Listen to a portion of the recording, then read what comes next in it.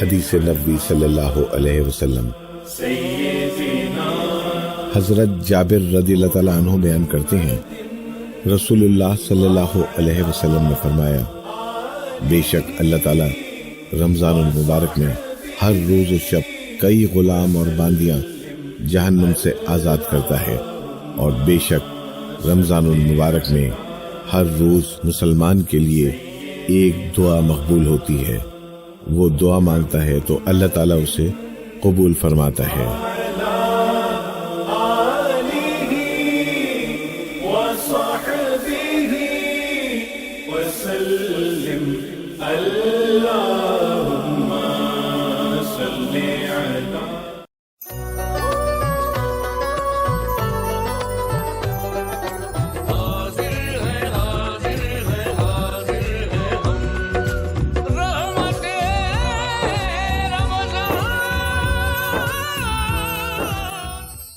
ناظرین السلام علیکم رحمۃ اللہ وبرکاتہ۔ اے ٹی وی گلبرگہ پر پیش ہے رمضان المبارک کا خصوصی پروگرام رحمت رمضان۔ اس پروگرام میں آج ہمارے ساتھ موجود ہیں مولانا شیخ سلیم الدین نظامی صاحب۔ آپ صدر سنی امامز ایسوسی ایشن گلبرگہ ہیں اور مسجد عمر فاروق ید اللہ کالونی میں خطیب و امام کی حیثیت سے خدمات انجام دے رہے ہیں، نوجوان عالم دین ہیں۔ آج مولانا سے ہم نماز تراویح کے حوالے سے گفتگو کریں گے۔ مولانا السلام علیکم رحمۃ اللہ وبرکاتہ۔ وعلیکم السلام ورحمۃ اللہ تعالی وبرکاتہ۔ اس پروگرام میں آپ کا خیر مقدم ہے۔ جی جزاک اللہ خیر۔ سب سے پہلے ہمارے ناظرین کو یہ بتائیں کہ رمضان المبارک میں جو سب سے اہم عبادت ہے وہ تراویح ہے، تو اس کا آغاز کب اور کیسے ہوا؟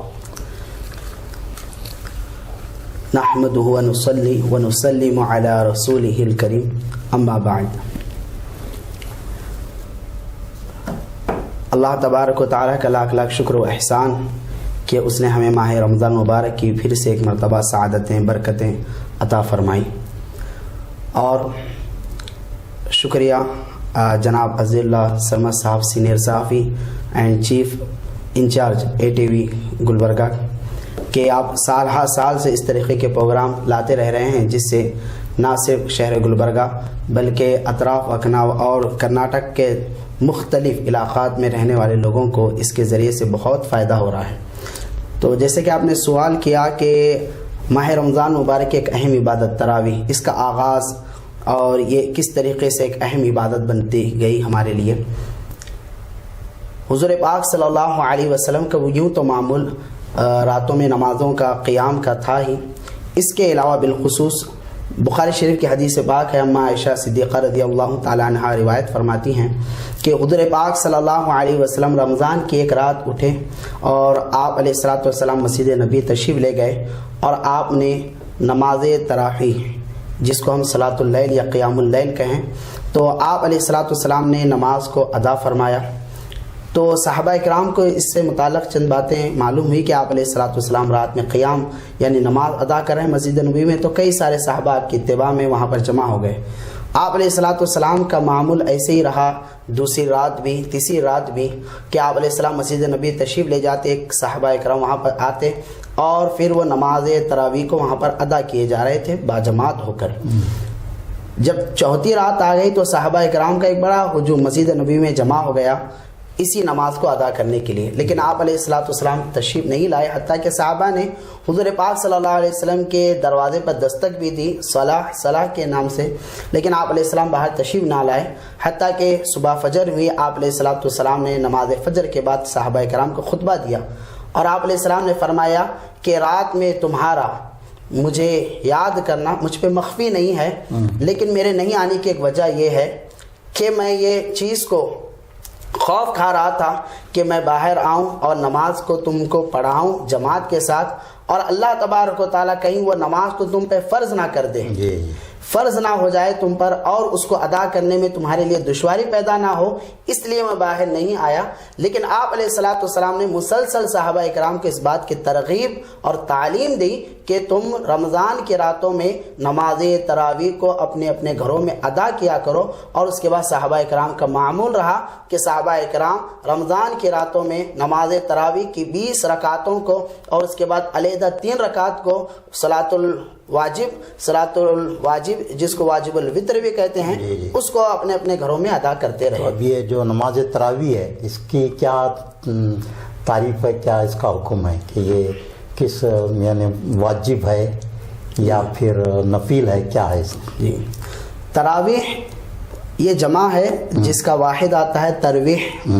ترویح کے معنی آتے ہیں سکون اور راحت کے ساتھ نماز ادا کرنے والی۔ چونکہ نماز تراویح میں ہر 4 رکعت کے بعد تھوڑی دیر کے لیے وقفہ لیا جاتا ہے، جس میں ذکر و اذکار بھی ہوتی ہے، تسبیحات بھی پڑھی جاتی ہے، یعنی تھوڑا سا سکون راحت اپنے آپ کو دے کر اس کو ادا کرتے ہیں، اس وجہ سے اس کو تراویح کہتے ہیں۔ تراویح کی نماز یہ سنت مؤکدہ ہے، مؤکدہ تاکید کے ساتھ ہے، یعنی اگر کوئی شخص اس کو ترک کرے گا مسلسل تو وہ گناہگار ہو جائے گا، سنت کو ترک کرنے والا ہو جائے گا۔ ہاں اگر کسی شرعی وجہ کی بنا پر 1-2 مرتبہ اگر وہ چھوڑ دیتا ہے تو کوئی اس پر جو ہے نا شریعت کی گرفت نہ ہوگی، لیکن مسلسل چھوڑنے والا جو ہے نا سخت گناہگار ہوگا، کیونکہ یہ سنت مؤکدہ ہے۔ تو مولانا یہ بتائیں کہ نماز تراویح کی باجماعت ادائیگی کب سے شروع ہوئی؟ جی بہت اچھا سوال ہے آپ کا، کہ کیونکہ جیسے میں نے اپنی پہلی گفتگو میں کہا کہ اللہ کے نبی نے جب ترغیب دی تو صحابہ کرام اپنے اپنے گھروں میں علیحدہ نمازیں پڑھتے تھے، حتیٰ کہ حضور پاک صلی اللہ علیہ وسلم کے بعد حضرت ابوبکر صدیق کا زمانہ بھی ایسا گزرا۔ ایک مرتبہ حضرت عمر فاروق رضی اللہ تعالی عنہ کے زمانے میں بھی آپ نے مسجد نبی میں ملاحظہ فرمایا کہ صحابہ کرام الگ الگ علیحدہ آ کر نمازیں پڑھ رہے ہیں، تو آپ نے محسوس کیا کیوں نہ اس اہم عبادت کو رمضان کی ایک جماعت کے ساتھ اس کو ادا کیا جائے۔ لہذا حدیث مبارکہ میں آتا ہے، کئی روایتیں ہیں، راویوں نے بیان کیا ہے کہ اللہ کے نبی صلی اللہ علیہ وسلم کے حکم اور تعلیم کی اس نماز کو حضرت عمر فاروق رضی اللہ تعالیٰ عنہ نے حضرت ابی بن کعب رضی اللہ تعالیٰ عنہ کو باضابطہ امام مقرر فرمایا، اور امام مقرر فرما کر اس کی جماعت کو قائم کیا اور فرمایا کہ اس نماز کو جماعت کے ساتھ پڑھا جائے۔ اور اس کے بعد آپ نے یہ جملہ بھی ارشاد فرمایا، کیا ہی اچھی یہ بدعت ہے، بدعت سے مراد نئی شروعات۔ اور اس جماعت کے ساتھ پڑھنے پر اس زمانے میں تمام صحابہ کرام نے اپنی منظوری اور اجماع کو بھی وہاں پر جو ہے نا ظاہر فرمایا، اور اس کے بعد با جماعت کا سلسلہ نماز تراویح کا آج تک بھی جاری ہے۔ تو مولانا یہ بتائیں کہ نماز تراویح جو ہے وہ مساجد میں ادا کرنا افضل ہے، تو لوگ کچھ اپنی سہولت کے اعتبار سے دوسرے مقامات پر بھی نماز تراویح کا اہتمام کر رہے ہیں یا کرتے ہیں، تو اس بارے میں آپ کیا فرمائیں گے؟ جی دیکھیے، جس طریقے سے بہت سے مختلف مقامات پہ ہیں، جیسے فنکشن ہال ہے، اسکولز ہیں، یا پھر کمیونٹی ہال ہے،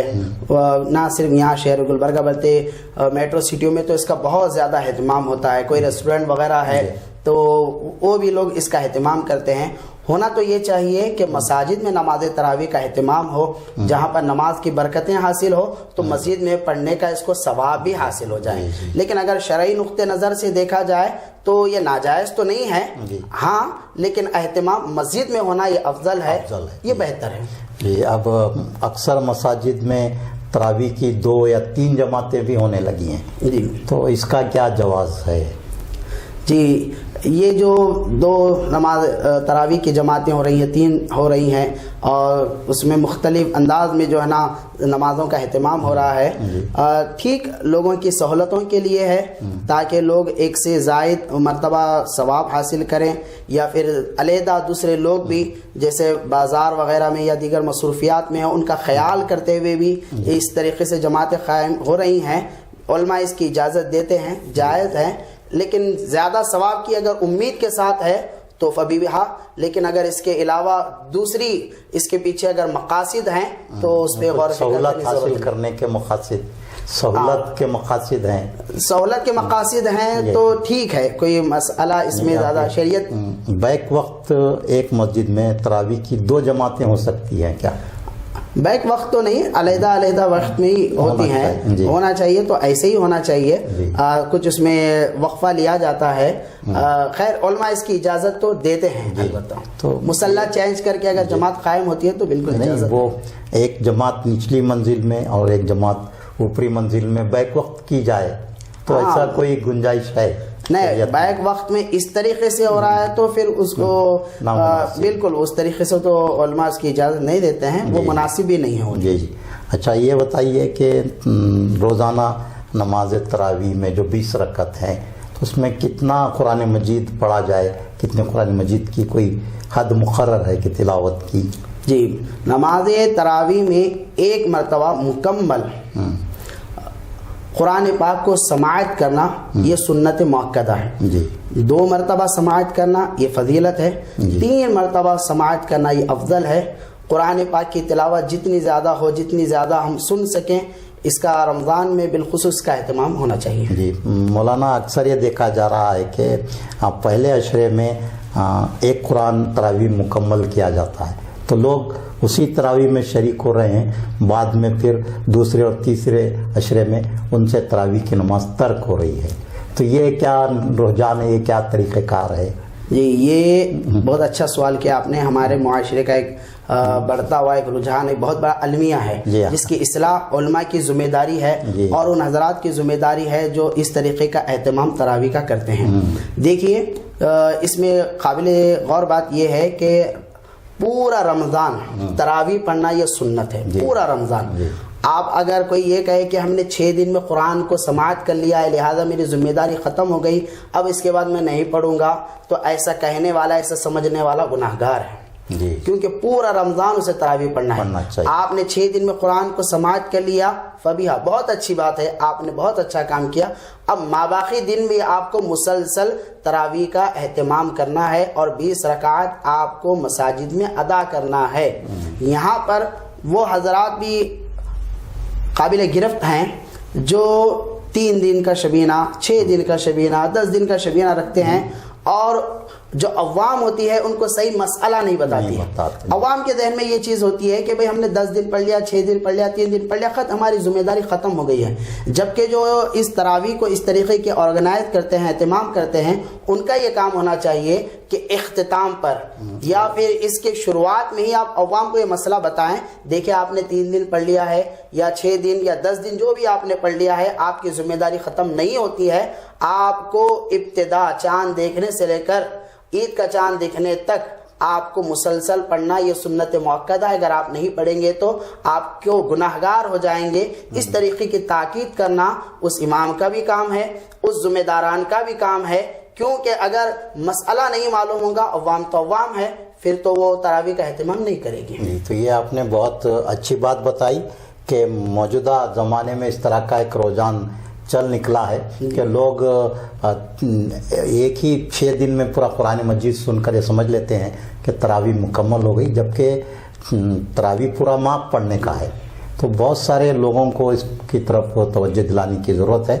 तो देखिए कि तरावी में कुछ ज़ईफ़ हज़रात के लिए या फिर जो माजूर हैं या जो घर से नहीं आ सकते, उनके लिए क्या इस्लाम ने इजाज़त दी है कि क्या वो घर में पढ़ सकते हैं, क्या 20 रकात पढ़ सकते हैं या 8 रकात भी पढ़ ले सकते हैं, इनफरादी तौर पर भी पढ़ सकते हैं? नहीं, ये बहुत सारे लोगों का सवाल है जो चल कर नहीं आ सकते या बैठ कर पढ़ते हैं। तरावी भी पढ़ कर कुर्सी पे बैठ कर पढ़ी जा सकती है, तो इन सवालात पर थोड़ी सी रोशनी डालें। देखें, पहली बात तो ये है कि फ़िक़्ह हनफी, ना सिर्फ फ़िक़्ह हनफी बल्कि जमहूर के नज़दीक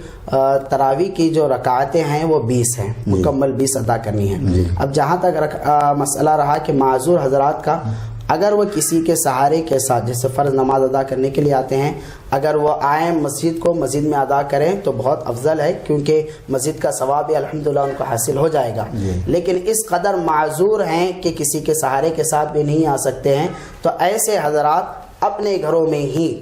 अगर वो हाफिज़ कुरान हैं या सूरतों को हिफ्ज़ किए हुए हैं तो वो मखसूस सूरतों के साथ 20 रकात तरावी अलहदा अदा कर सकते हैं। या फिर जो उन्हें या सूरह हों, सूरह इखलास याद हो या फिर सूरतुल कौसर याद हो, जो जितने सूरह याद हों वो 20 रकात अलहदा अलहदा माजूर के लिए, ऐसा माजूर जो मस्जिद کسی کے سہارے بھی چل کر نہیں آ سکتا ہے، اپنے گھر میں بھی وہ ادا کر سکتا ہے، کیونکہ اس کی جو جماعت ہے سنت علی الکفایہ،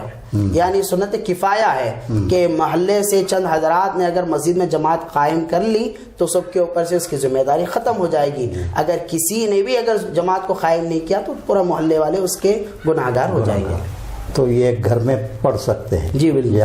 آج تو بہت سارے حفاظ تراویح پڑھانے کے لیے مل جاتے ہیں، لیکن بعض آج بھی ایسے دیہات ہیں جہاں پر حفاظ کا انتظام نہیں ہوتا ہے، تو کیا وہ تراویح کی نماز سوروں کے ذریعے ہی پڑھ سکتے ہیں؟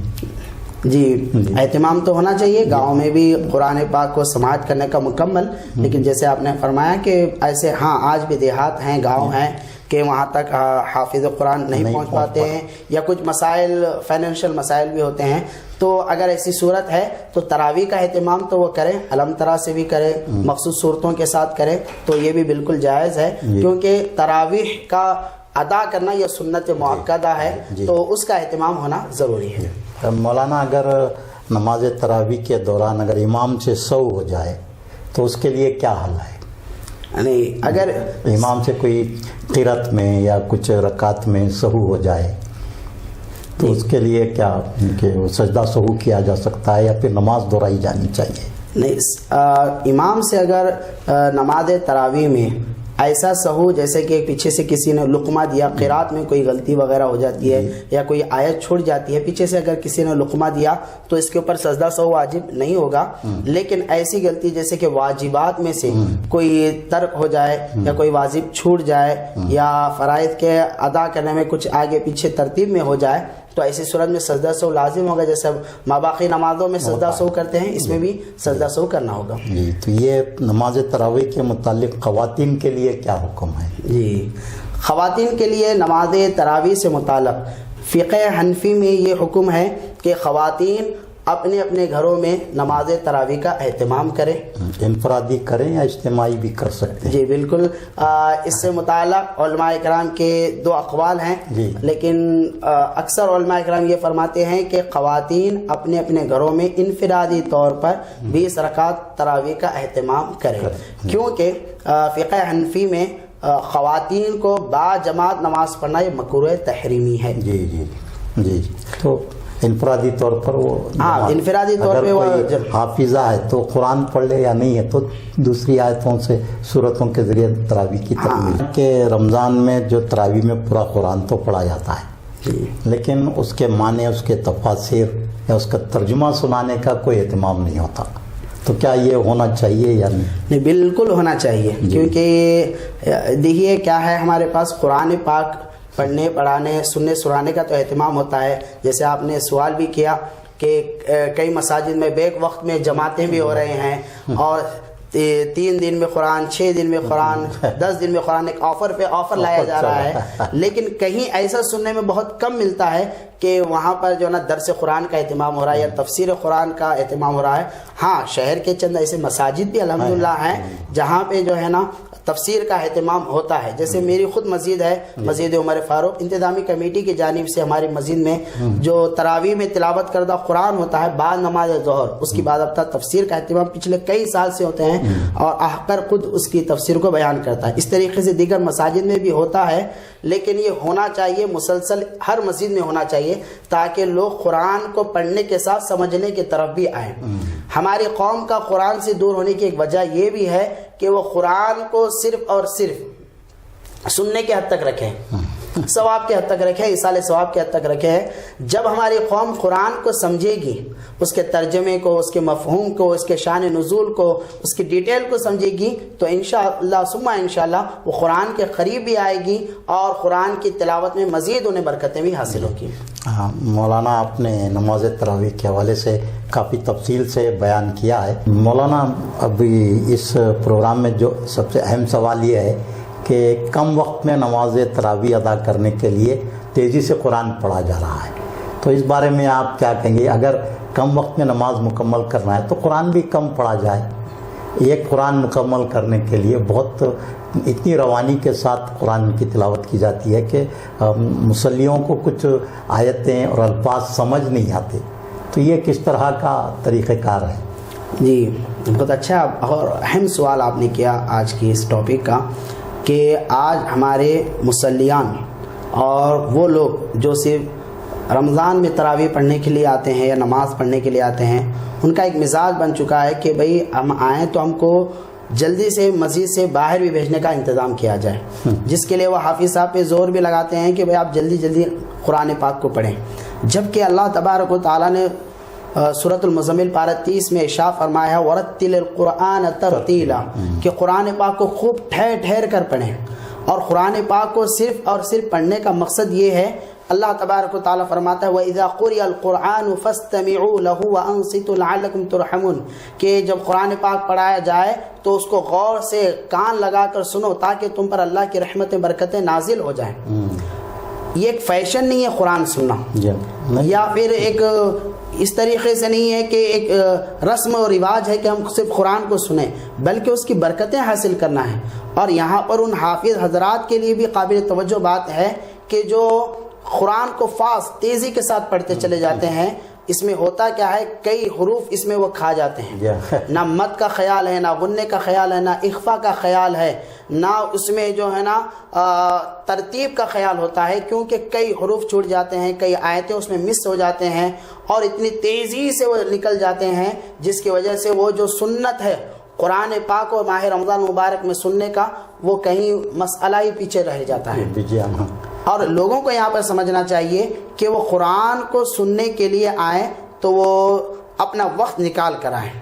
ایسا نہیں ہونا چاہیے کہ چپ رسماً قرآن پاک کو سننے کے لیے آ رہے ہیں، بلکہ برکتاً قرآن پاک کو سننے کے لیے آئیں۔ اور حافظوں کو بھی چاہیے کہ وہ قرآن کو خوب ٹھہر ٹھہر کر پڑھیں۔ عوام ہے، آپ کو مسئلہ معلوم ہے، لہٰذا آپ کو اس سے واقف کرانا چاہیے۔ کئی سارے مساجد کو بھی آج ہم دیکھتے ہیں، کمیٹیوں کو، وہ بھی چاہتے ہیں کہ بے نہیں جلدی جلدی سے آپ تراویح پڑھا دیں تاکہ لوگوں کو فارغ کر دیں، ہم کو بھی فارغ کر دیں۔ ایسا نہیں ہونا چاہیے، قرآن کو ترتیل کے ساتھ خوب ٹھہر ٹھہر کر پڑھنا ہے، اس کا اہتمام ہونا چاہیے۔ یہاں پر وہ لوگ قابل گرفت ہو جائیں گے، چاہے وہ حافظ ہو یا مینجمنٹ کمیٹی ہو۔ اگر حافظ قرآن پاک کو پڑھنے میں آیتوں کو چھوڑ دے رہا ہے اور اس کے قواعد کا خیال کیے بغیر قرآن پاک کو پڑھ رہا ہے، تو اس کا گناہ اس حافظ پر بھی ہوگا اور ان کمیٹی والوں پر بھی ہوگا جو اس طریقے کا جو ہے نا زور لگاتے ہیں، حکم دیتے ہیں کہ آپ قرآن پاک کو تیزی سے پڑھیں، دباؤ ڈالتے ہیں۔ یہ بالکل دباؤ بھی ڈالا جاتا ہے کہ آپ جلدی سے پڑھیں، ہم کو فارغ کر دیں۔ تو آپ نے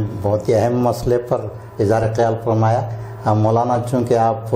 امامس ایسوسیشن کے صدر بھی ہیں، جی، تو رمضان میں یہ ہوتا ہے کہ جو قاری ہوتا ہے، جو امام ہوتا ہے، مؤذن ہوتا ہے، اس کو جو بھی ہدیہ وغیرہ دینا ہوتا ہے تو شب قدر میں دیا جاتا ہے۔ تو اصولاً یکم رمضان کو یا 2 رمضان کو یا پہلے عشرے میں اگر دیا جائے تو اس کے رمضان کی ضروریات کی تکمیل ہوتی ہے۔ اس طرف بھی ہماری انتظامی کمیٹیاں مساجد کی توجہ نہیں کرتی۔ تو آپ کیا کہیں گے؟ آپ سنی امامس ایسوسیشن کے صدر ہیں، تو اس حوالے سے کیا کہیں؟ نہیں، بہت اہم آپ نے یہ بات کو اٹھائی ہے۔ میں چاہوں گا کہ یہ چینلز کے ذریعے سے اس پروگرام کو دیکھنے والے کمیٹی کے ذمہ داران ہیں تو اس طرف توجہ کریں۔ یقیناً امام ہو یا مؤذن ہو یا مسجد کے جو خادمین ہیں، ان کے بھی اپنے گھر سے جڑے ہوئے مسائل ہوتے ہیں۔ جس طرح آپ اپنے بیوی بچوں کے لیے عیدی کا، کپڑوں کا نئے انتظام کرنے میں لگے ہوئے ہوتے ہیں، ان کے ساتھ بھی یہ چیزیں لگے ہوئے ہوتے ہیں۔ لہذا بجائے یہ کہ آپ شب قدر میں پورے مجموعے کے سامنے امام کو ہم اتنا دے رہے ہیں ہدیہ، اتنا بونس دے رہے ہیں، مؤذن کو اتنا دے رہے ہیں، وہ واہوائی کے لیے جو آپ کرتے ہیں اس کو بجائے واہوائی کے لیے، ریاکاری کے، اللہ کے لیے آپ کام کریں۔ اور آپ جو ہے نا اس کو پہلی رمضان میں، دوسری رمضان میں یا 5 رمضان کے اندر ہی ان کو دے دیں، تاکہ وہ جو خوشی چہرے پر شب قدر میں دینے سے بہتر وہ جو امام کے چہرے پر، مؤذن کے چہرے پر آپ دیکھیں گے، اللہ اس کی برکتیں آپ کے گھروں میں عطا فرمائے گا۔ تو یہاں پر ایک مسئلہ تو یہ ہے۔ دوسرا، بعض لوگوں کا عذر ہوتا ہے، نہیں صاحب اس میں جمع نہیں ہوتا ہے، فنڈ نہیں ہوتا ہے، کیونکہ اہتمام ہوتا ہے نا کہ حافظ صاحب کے لیے چندہ، امام صاحب کے لیے چندہ، جبکہ ان کے اپنے گھر میں اگر ضروریات لگ جائیں تو کہیں نہ کہیں سے وہ کور کر لیں گے۔ یہ چندہ بھی شعبان میں کر لیا جا سکتا ہے، بالکل کیا جا سکتا ہے، رمضان میں ہی کرنے کی کیا ضرورت ہے؟ تو نہ چاہے تو باتیں ہزار. یہ شروعات تو ہونی چاہیے. نہیں بالکل اس میں شروعات ہونی چاہیے. اور کئی سارے مساجد چاہے آج مالی اعتبار سے الحمدللہ ہر مسجد فائنینشیل طور سے مضبوط ہے, اور اس کے صدر اور اس کے نائب صدر سیکریٹری تو مالی اعتبار سے جو مضبوط ہے وہی آگے آ کے بنتے ہیں. لہذا ان کو چاہیے کہ اپنی جانب سے وہ جو ہے نا یہ رقم کو ادا کریں. جب چندہ وغیرہ جمع ہو جائے تو پھر وہ اس میں سے لے لیں. یہ بھی گنجائش ہے نا کہ امانت کے طور پہ وہ دے دیں اس طریقے سے, تاکہ سہولت امام مؤذن کے لیے ہو, تاکہ اس میں سب کے لیے راحت کا سامان بن سکے. تو میں چاہوں گا کہ آپ ایک نوجوان عالم دین ہیں, نوجوانوں میں آپ زیادہ مقبول ہیں, تو رمضان المبارک میں ہمارے نوجوانوں کی جو حالت ہوتی ہے وہ رات کے وقت میں کرکٹ کھیلنا, کوئی کھیل کھیلنا یا موبائل دیکھنا, رات میں بیکار وقت گزاری کرنا, اس پہ زیادہ نوجوان متوجہ رہتے ہیں. تو رمضان کا قیمتی مہینہ ہے, اس کا ایک ایک لمحہ قیمتی ہے, تو ان کے لیے آپ کیا پیغام اور تلقین کرنا چاہیں گے؟ جی آپ کی اس گزارش پر کہ ہمارے نوجوانوں کو یہ چیز بالکل سمجھنے کی ضرورت ہے کہ جوانی کی عبادت بڑھاپے سے افضل ہوا کرتی ہے. تو ہمارے نوجوانوں کو چاہیے کہ اس گرم خون کا استعمال ہمیں اللہ تعالیٰ اس کے رسول کی محبت میں استعمال کرنا ہے. سبحان اللہ. بڑھاپے میں تو ہر کوئی مزید کو پکڑ لیتا ہے, لیکن جوانی میں جب ایک طرف نفسانی خواہشات بھی ہیں, جب ایک طرف ہماری ذمہ داریاں بھی ہیں, اس کے علاوہ جب اللہ اس کے رسول کی اطاعت میں جب یہ راتیں گزرتی ہیں, یہ دن گزرتا ہے, تو اللہ اس میں بہت برکتیں عطا فرماتا ہے. اللہ کے نبی صلی اللہ علیہ وسلم ارشاد فرماتے ہیں کہ اللہ تبارک و تعالیٰ نے تم پر روزوں کو فرض کیا ہے, میں تراویح کو سنت تم پر کرتا ہوں. سنو, جس نے دن میں روزے رکھا اور رات میں قیام یعنی تراویح ادا کی, اللہ تبارک و تعالیٰ اس سے گناہوں سے ایسے پاک فرمائے گا جیسے وہ ابھی ماں کے پیٹ سے پیدا ہوا. اللہ کے نبی فرماتے ہیں کہ جو شخص رات میں تراویح میں کھڑے ہو کر قرآن کو سنے گا اور تراویح کو پڑھے گا, حضرت ابو ہریرہ رضی اللہ تعالیٰ روایت کرتے ہیں بخاری کی حدیث پاک, جو تراویح کو ادا کرے گا رات میں جاگ کر, اللہ تبارک و تعالیٰ اس کے تمام صغیرہ گناہوں کو معاف فرما دے گا. تو یہ نوجوانوں سے میری گزارش ہے, خواہش ہے کہ آپ راتوں کو جا کر یوں ہی فالتو میں بیکار سی لغو چیزوں میں اور کھیل کود میں نہ گزارے. یہ ایک بہت ہی بڑا اصلاح ہمارے معاشرے کے لیے ضروری ہے کہ اسپیشل طور سے رمضان مبارک کی راتوں میں آپ دیکھیں ریسٹورنٹ کھلے ہوئے ہیں, باکس کرکٹ اوپن ہو رہے ہیں اور آفر پہ آفر رکھے ہوئے ہیں. ان لوگوں کو بھی سمجھنا چاہیے کہ ہم ہمارے نوجوانوں کو, ہمارے معاشرے کو کس طرف لے جا رہے ہیں. ایک طرف اللہ اس کے رسول دعوت دے رہے ہیں مساجد کے طرف, اور اس کے خلاف آپ جا کر دعوت دے رہے ہیں کھیلنے کے طرف, ریسٹورنٹ پہ آنے کی طرف. اور بعض لوگ ایسے ہیں جو انڈر گراؤنڈ جو ہے نا ہوٹلوں کو اوپن کیے ہوئے ہیں اور اس میں آفر رکھے ہوئے ہیں, گیمز رکھے ہوئے ہیں, تاکہ بچے یہاں پر آئے, رات یہاں پر پوری گزاریں. نہ تراویح ہے, نہ سحری کا صحیح طریقے سے وہ برکتیں حاصل کرنا ہے, نہ نماز فجر ہے, پھر دن بھر سو جانا, پھر افطار کے وقت اٹھنا, نہ روزہ برائے نام ہو جا رہا ہے. تو نوجوانوں سے میری خواہش ہے یہ جو دن ملے ہیں وہ آئندہ ملیں یا نہ ملیں ہمیں پتہ نہیں ہے. آج جو وقت ہے اس کا صحیح استعمال کریں, اللہ اس کے رسول کی اطاعت میں گزاریں, اور ایک اچھا اور سچا اور پکا مسلمان ہونے کا اپنی ذات سے ثبوت تم دیں. جی مولانا آپ کا بے حد شکریہ. ناظرین, یہ پروگرام رحمت رمضان آپ اے ٹی وی گلبرگہ پر سحر اور افطار سے آدھا گھنٹہ قبل دیکھ سکتے ہیں. فیس بک اور یوٹیوب پر آپ اے ٹی وی گلبرگہ ٹائپ کر کے پروگرام دیکھ سکتے ہیں. پروگرام کے آخر میں گلبرگہ کے خوش اعلان نعت خوان اور صحافی بشیر عالم سے آئیے ایک نعت سنتے ہیں, اور اسی کے ساتھ یہ پروگرام اختتام پذیر ہوتا ہے. پھر آپ سے اگلے پروگرام میں ملاقات ہوگی. اللہ حافظ.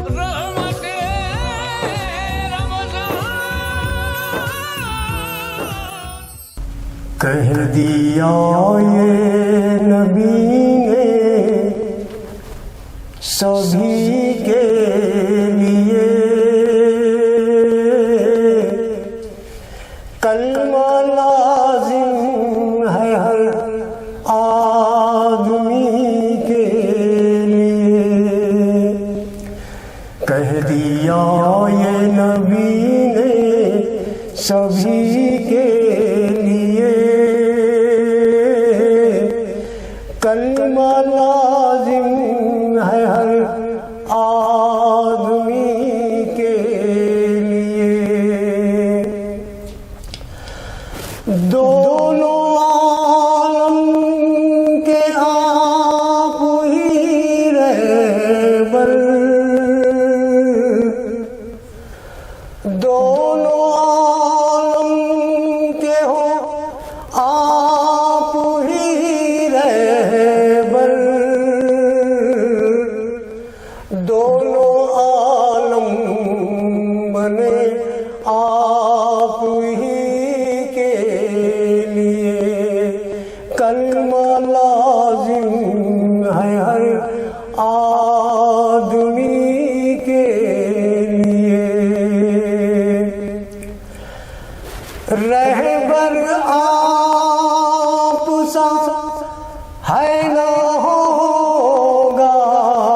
کبھی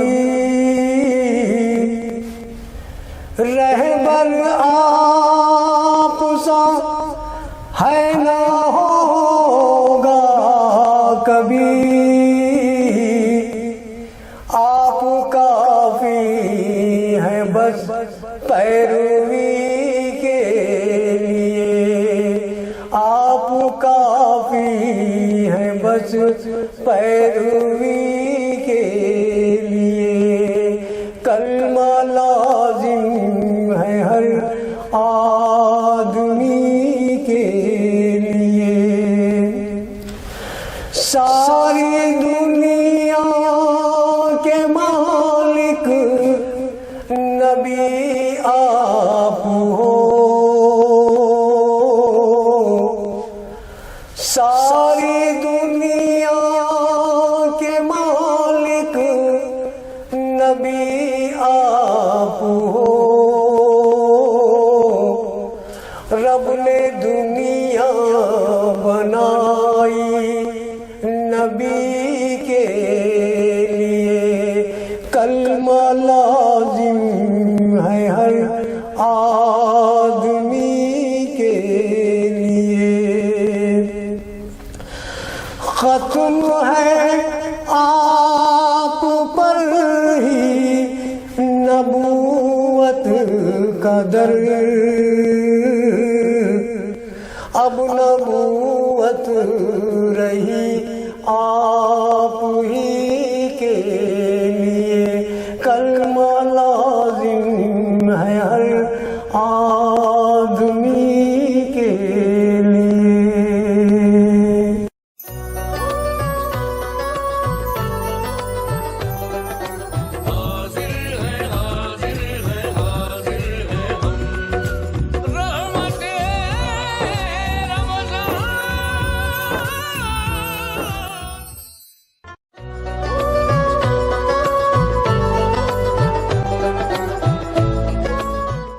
گلبرگہ اور اس کے مضافات میں افطار کا وقت ہو چکا ہے۔ دوسرے مقامی لوگ اپنے مقامی وقت کے اعتبار سے روزہ افطار کریں۔ روزہ افطار کرنے کی دعا: اللہم انی لک صمت وبک آمنت وعلیک توکلت وعلی رزقک افطرت۔ ترجمہ: اے اللہ، میں نے تیری خاطر روزہ رکھا، تجھ پر ایمان لایا اور تجھ ہی پر بھروسہ کیا، اور تیرے ہی دیے ہوئے رزق سے افطار کرتا ہوں۔